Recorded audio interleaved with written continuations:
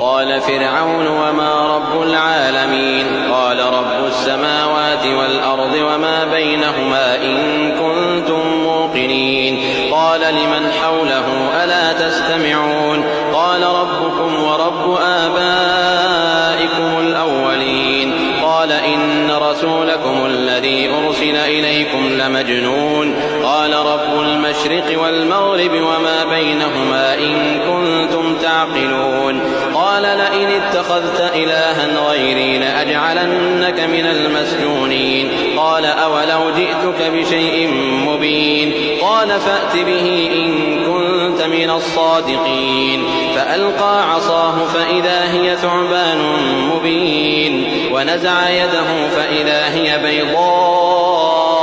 للناظرين قال للملأ حوله إن هذا لساحر عليم يريد أن